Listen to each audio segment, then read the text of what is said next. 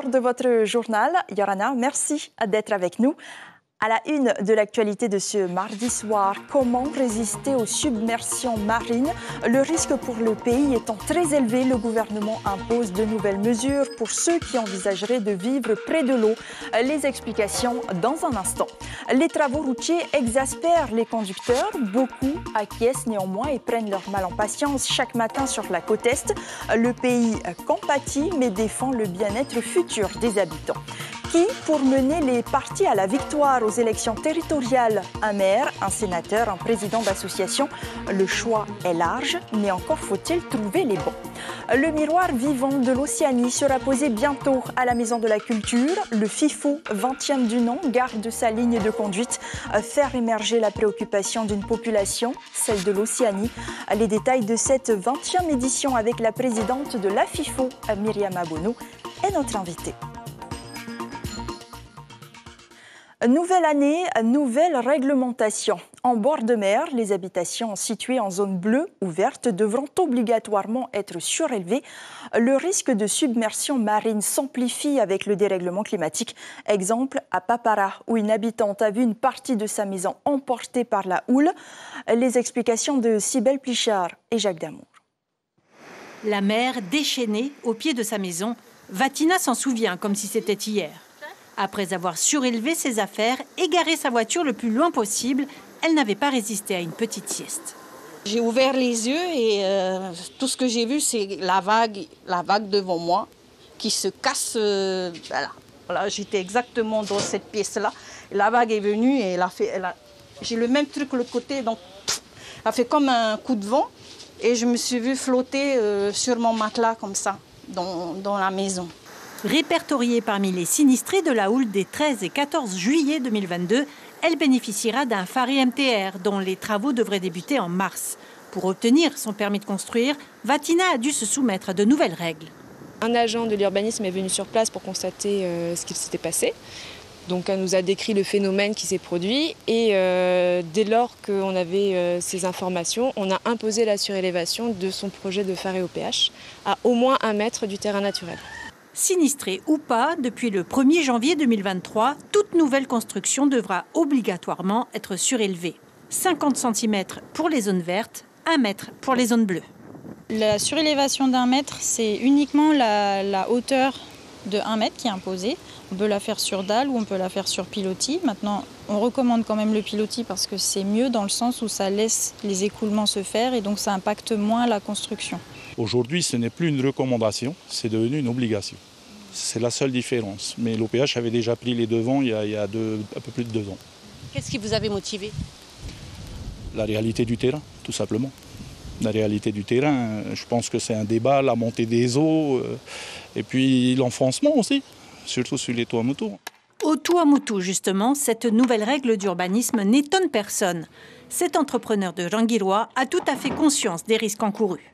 À mon avis, ici au Tuamotu, je crois c'est pas mal que cette réglementation par rapport à l'atoll déjà. Nous, on est situé entre l'océan et le lagon, donc c'est pas mal. Hein, c'est pas mal. De toute façon, on n'a pas le choix. Houle saisonnière ou exceptionnelle, les agents de l'urbanisme surveillent de près les constructions en bord de mer. De Papara à Teahupo, après la houle de juillet, 17 phares et MTR ont été attribués aux sinistrés, tous surélevés bien sûr. Sachez que cette nouvelle disposition s'applique aux communes qui ne disposent pas de plan de prévention des risques approuvé. Si le PPR a une disposition plus contraignante, c'est lui qui est appliqué.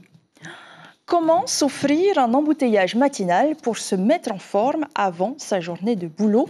Eh bien, c'est très simple. Il suffit de combiner le retour massif des voitures avec des travaux routiers qui ne laissent aucune place pour une échappatoire. Sur la côte Est, les habitants en font les frais. Les plaintes d'automobilistes se multiplient sur les réseaux sociaux.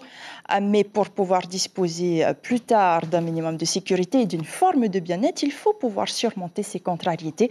Nous reviendrons sur ce reportage un peu plus tard. Seriez-vous prêt à travailler jusqu'à 64 ans dès 2030 pour l'équilibre du système et plus de justice, comme le prétend le gouvernement central? Non, répondent les fonctionnaires d'État. Parmi eux, des enseignants qui dénoncent une réforme injuste et inutile. La riposte s'organise, même en Polynésie. Un reportage signé Ismaël Tahiata et Patrick Singsi. Une main pour dire stop. Stop à la nouvelle réforme sur les retraites. La sommation vient de l'intersyndicale de Polynésie. Elle est adressée au gouvernement central. La réforme n'est pas encore passée. Nous avons encore le temps de l'arrêter. Il faut absolument l'arrêter. Le gouvernement a été sourd aux principales revendications, notamment le report de l'âge à 64 ans. Partir à la retraite à 57 ans avec un taux plein, il y a quelques années encore, c'était possible pour un enseignant du premier degré. Avec cette réforme, impossible. Il lui faudrait alors travailler jusqu'à 68 ans. Aujourd'hui, les enseignants sont recrutés au niveau Master 2. Donc, on va dire qu'un enseignant commence sa carrière, si tout va bien, dans les meilleures conditions, à 25 ans. La réforme veut qu'on cotise 43 annuités. Donc, si vous faites le calcul 25 plus 43, on arrive à l'âge de 68 ans. Adopter cette réforme n'apporte rien à part peut-être de l'usure professionnelle, selon le syndicat des douaniers. Ils veulent une retraite décente et pour ça, ils sont prêts à cotiser sur leurs revenus et primes indexées. On veut que nos revenus d'actifs, c'est-à-dire traitements et primes, soient pris en compte et qu'on puisse avoir une retraite à 75%. D'ici 2028, on sera à 35 voire 45%, grand maximum de notre dernier revenu d'actifs. À chaque fois, ce sont les salariés qui paient, s'insurge l'intersyndicale. Nous avons déposé un préavis de 2 mois. Il ne s'agit pas de faire la grève durant 2 mois. Nous commençons le 19 janvier par une journée et nous espérons que celle-là, par le nombre, suffira. Le mouvement de grève pourrait s'intensifier comme en 2019 si le gouvernement s'entête à maintenir la réforme des retraites. Et à Paris, Moïtei Broderson a interpellé le gouvernement central. Cette réforme concernerait plus de 10 000 fonctionnaires d'État en Polynésie. Tous devraient répondre à l'appel à la grève générale jeudi. Le député polynésien s'interroge sur la concertation en amont sur cette réforme, avec notamment les élus. On l'écoute, il est suivi du porte-parole du gouvernement, Olivier Véran. Est-ce que le dossier qui a été transmis au Conseil d'État contient, comme on pourrait s'y attendre, une sérieuse étude d'impact sur les effets de cette réforme sur les Outre-mer? C'est ma première question. Et ma deuxième question, comme vous l'avez annoncé pour l'Hexagone, quelles sont les concertations préalables? Quel est le dialogue? Quelle est la discussion collégiale qui a eu lieu avec les corps intermédiaires, les exécutifs locaux et les élus? Je vous remercie. Il n'y a pas lieu spontanément de penser fonctionner différemment cette fois-ci. Il y a des échanges que vous aurez dans le cadre du Parlement et vous en serez présent et représentant de la Polynésie française au sein de l'Assemblée nationale française pour pouvoir modifier, si vous le souhaitez, amender le texte en espérant que les conditions d'examen du texte le permettent d'ailleurs. C'est là où le bas blesse. Parce qu'on a, depuis la réforme de 2003, un beau principe dans notre Constitution qui est celui de la spécificité législative, après tout. Je crois que les conditions sont différentes dans les Outre-mer et dans l'Hexagone et qu'il faut en tenir compte et il faut discuter, il faut dialoguer. Merci. Les débats au Parlement sur le projet de réforme des retraites devraient s'achever le 26 mars, date limite pour une adoption définitive du texte au bout du délai de 50 jours. Grève aussi dans les hôpitaux. Jeudi, après le CHT de Taoné, l'hôpital de Ayatea a également déposé un préavis de grève pour dénoncer des conditions de travail difficiles. Il est porté par la CSTPFO. Le syndicat demande aussi le paiement des heures supplémentaires, des moyens humains et financiers supplémentaires. Des revendications déjà défendues par les syndicalistes lors des précédents mouvements de grève. C'était en 2021 et en février 2022. On écoute cette réaction recueillie par Julien Bescouvali. Aujourd'hui, l'hôpital reste en grande difficulté. Le service de médecine est fermé pour la moitié de ses lits depuis plus de 6 mois, par manque d'infirmières, d'aides-soignantes. Il en est de même d'autres services qui ferment, comme le service de chirurgie qui ferme plus ponctuellement, mais qui a fermé aussi. On n'a jamais cessé d'alerter les tutelles. La direction de la santé et le ministère, nous n'avons pas eu de réponse. Aujourd'hui, nous sommes aussi très inquiets quant à l'avenir de certaines activités hospitalières, en particulier le laboratoire. On ne nous entend pas, on ne nous écoute pas. Et l'intersyndicale du CHT de Taouni a rendez-vous demain matin à 8h à la présidence pour des négociations. Si aucun accord n'est trouvé, la grève sera effective jeudi, je le disais. Il faut s'y prendre longtemps à l'avance pour préparer une liste qui plaira à peu près à tout le monde. Les chefs de parti le savent, c'est à chaque fois très compliqué. Dans 3 mois, les électeurs polynésiens voteront pour les territoriales et c'est dès maintenant que les discussions et autres négociations démarrent. Surtout, à faire les bons choix. Natacha Silagi, Hubert Liao. Constituer sa liste pour les élections, c'est toujours un casse-tête chinois. Et comme pour les législatives, le Tavini lance un appel à candidature. Les 3 députés bleus ne seraient pas tous partants pour l'aventure des territoriales et ne figureraient peut-être pas du coup en haut de la liste.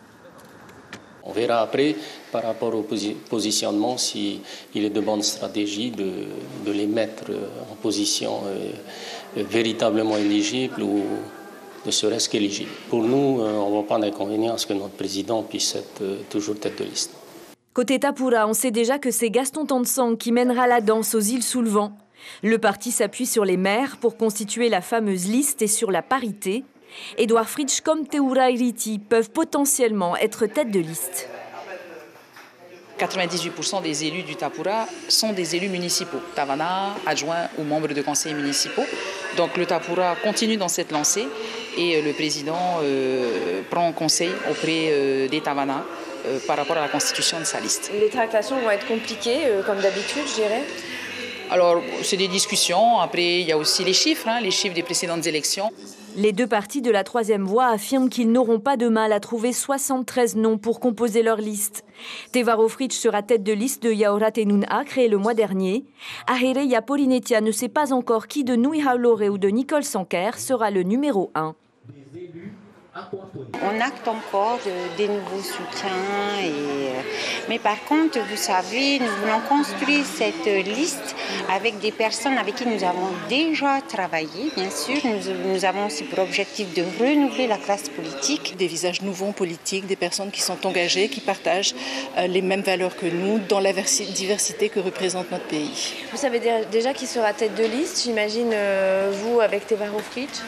Oui, Tevaro Fritsch devrait conduire la liste. En tout cas, c'est de cette manière que nous nous préparons.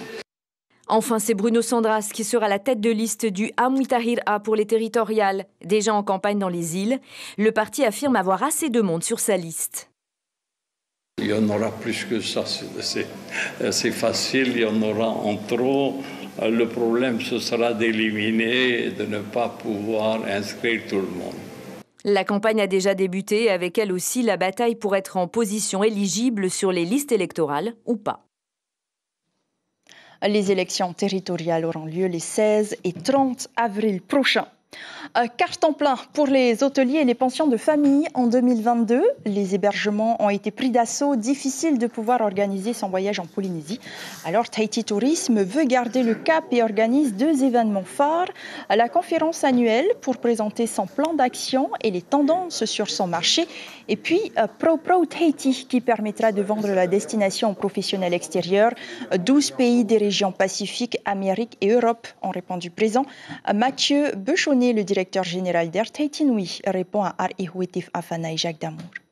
Ce qu'on voit donc, c'est quelque chose de pérenne dans ce qui se passe au niveau de ce nouveau paradigme touristique polynésien. On a une activité touristique, y compris dans des basses saisons, qui est importante, puisqu'on va chercher plus loin. On a ouvert Seattle récemment. On contribue, nous, même en basse saison, à délivrer beaucoup d'options pour que ce soit les pensions de famille, les Airbnb, nos partenaires hôteliers, la croisière, tout le monde touristique polynésien vive bien.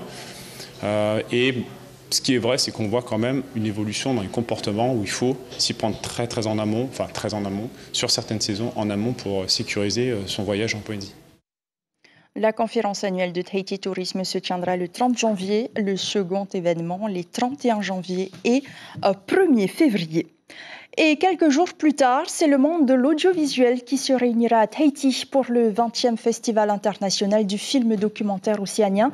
Cette année, c'est un écrivain et professeur de littérature francophone à l'Université de Californie qui aura le privilège de présider le jury, Alain Mabankou. Au programme, 13 films en compétition et 12 hors compétition. En 12 ans, en 20 ans, l'événement a pris de l'ampleur. L'un des rares rendez-vous qui fédère toute l'Océanie pour faire résonner les paroles de ses habitants dans le monde. Le FIFO doit nous permettre de mieux partager l'information. Hirimwanam Amatwayahu Tapu, cofondateur de l'événement et ministre de la Culture, l'a dit à Stéphane Ratino et Teva Luvra. Plus que jamais aujourd'hui, un festival comme le FIFO doit nous permettre de partager encore plus l'information et partager encore plus ce que c'est que la vie des Océaniens. C'est aussi de montrer la réalité de la vie des Océaniens et pas ce qu'on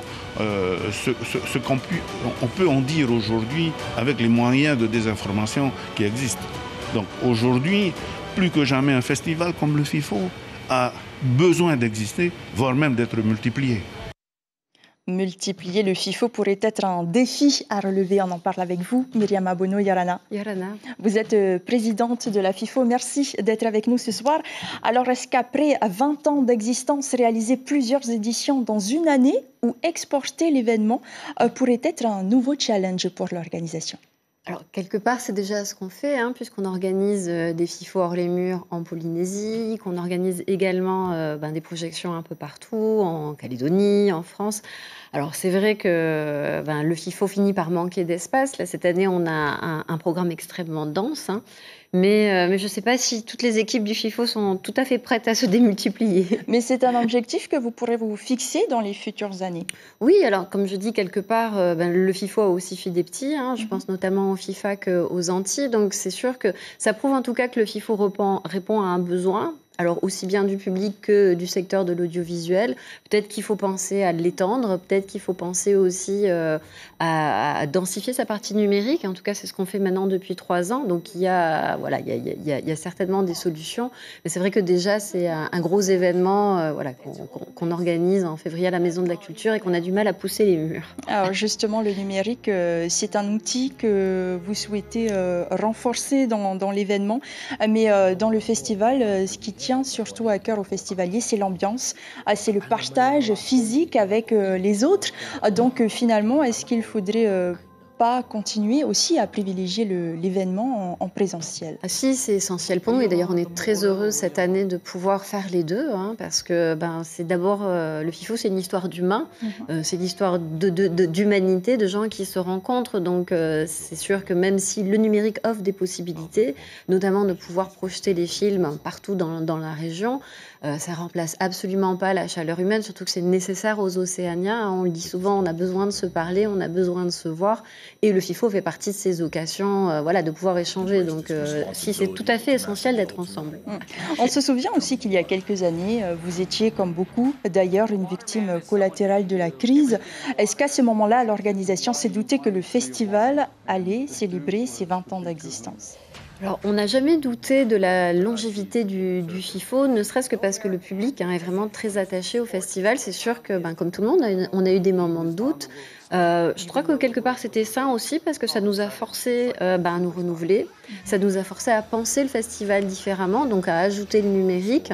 Et je pense que très honnêtement, sur 20 ans d'histoire du festival, c'est ce qui a fait sa force, c'est de pouvoir constamment se nous renouveler puis répondre en fait aux attentes de la société dans laquelle nous sommes, parce qu'on en est le reflet en fait. Innover aussi, cette année il y a une nouveauté, c'est le jury jeunesse. Le but c'était d'aiguiser leur regard critique principalement, ou c'est d'entamer un processus de passation? C'était les deux. C'était d'abord rappeler que le FIFO, l'air de rien, a vu grandir une génération. Les jeunes de ce jury sont nés en même temps que notre festival. Et on ne s'en rend pas toujours compte, en fait, mais beaucoup d'élèves, 7000 scolaires viennent chaque année au FIFO. Ils commencent à 12 ans, certains viennent jusqu'à la terminale.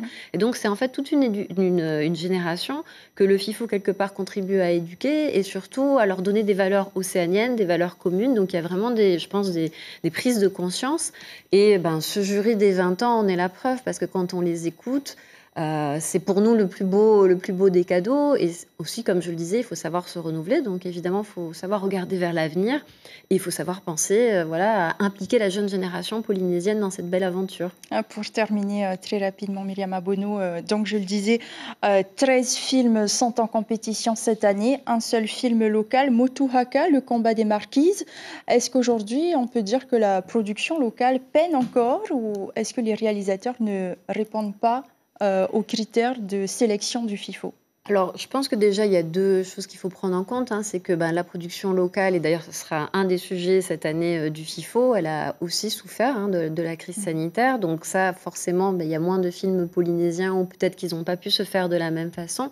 Mais au contraire, de façon globale, le niveau en fait, des documentaires qui sont présentés au FIFO n'a cessé de croître et le niveau des documentaires polynésiens l'a accompagné. Donc je pense qu'au contraire, évidemment, on voudrait qu'il y en ait plus, mais déjà, c'est vraiment un film qui a toutes ses chances et qui est une fierté pour nous tous. Donc je pense qu'au contraire, c'est quelque chose de très positif qu'il y ait un film polynésien. Merci beaucoup, Myriam Abono. Nous aurons l'occasion de reparler du FIFO puisqu'il démarre le 4 février. Il se tient jusqu'au 12 à la Maison de la Culture. Et pour vous qui avez 20 ans cette année, l'entrée est gratuite. Et enfin, sachez que Polynésie la Première se met aux couleurs du FIFO aussi en vous proposant chaque mercredi soir un film primé lors des précédentes éditions. Le souci informatique étant résolu, nous revenons sur ce sujet d'embouteillage. Je vous le disais tantôt, comment s'offrir un embouteillage matinal pour se mettre en forme avant sa journée de boulot? Eh bien, c'est très simple. Il suffit de combiner le retour massif des voitures avec des travaux routiers qui ne laissent aucune place pour une échappatoire. Sur la côte Est, les habitants en font les frais. Les plaintes d'automobilistes se multiplient sur les réseaux sociaux. Mais pour pouvoir disposer plus tard d'un minimum de sécurité et d'une forme de bien-être, il faut pouvoir surmonter ces contrariétés. Stéphane Ratino et Teva Luvra. On a fait baisser les distances de 2 mètres qu'on fait. On a mis 300 mètres. Et les feux vont continuer de s'allumer.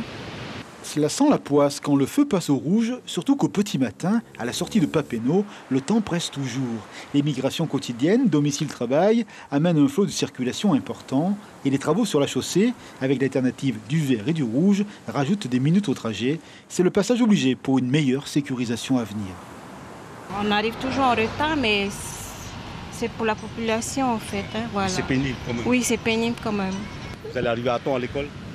Non, ils n'arrivent jamais à l'heure à l'école à cause de la circulation et aussi des travaux. Je redoute un peu l'entrée sur Maïna à cause du scolaire, mais en règle générale, je descends plutôt à partir de 7h30 de Taravao et pour le coup, ça roule bien. Vous allez où là? Oh, pour Nambio. Travail? Travail, ouais, pour le travail. Vous allez arriver à temps? Bon, ça va, 9h. Ouais, tous les matins comme ça. Ah ouais, c'est pénible.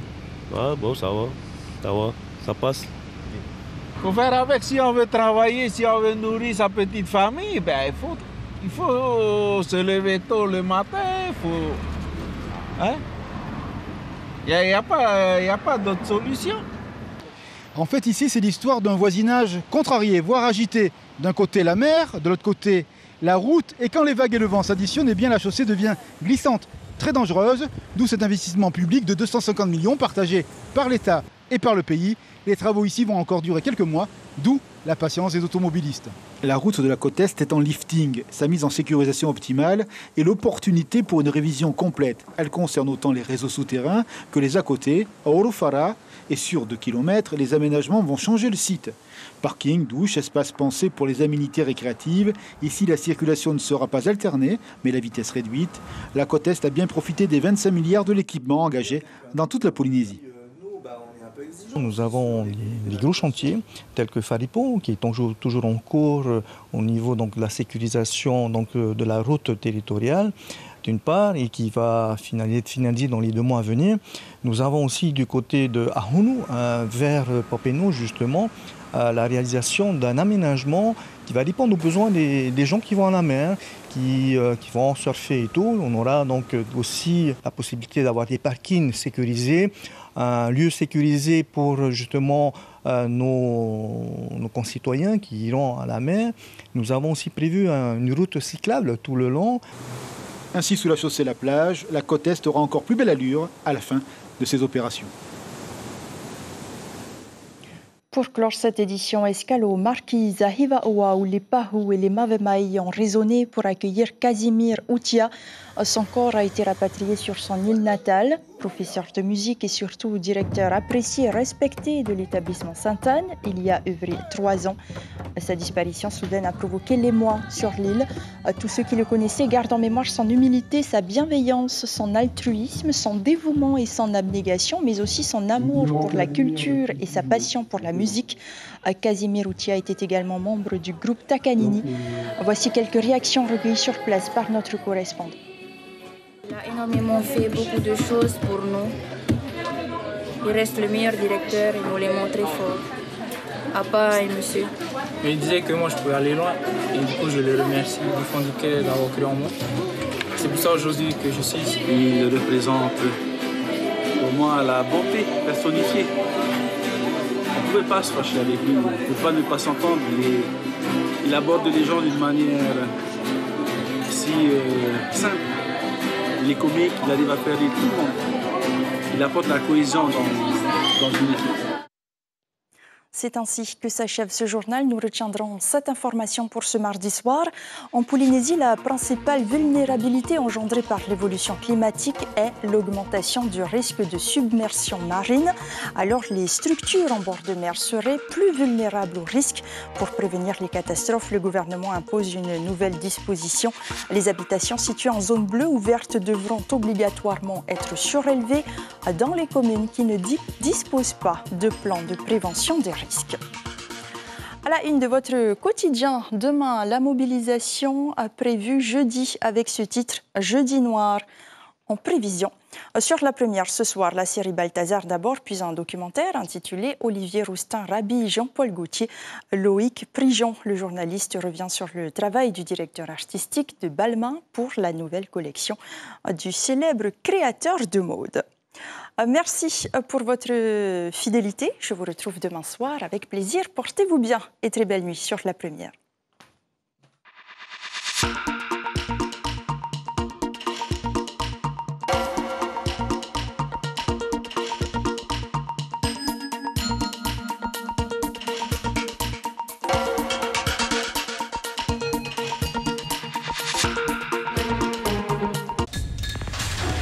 L'information en continu sur Polynésie la première, Internet et réseaux sociaux.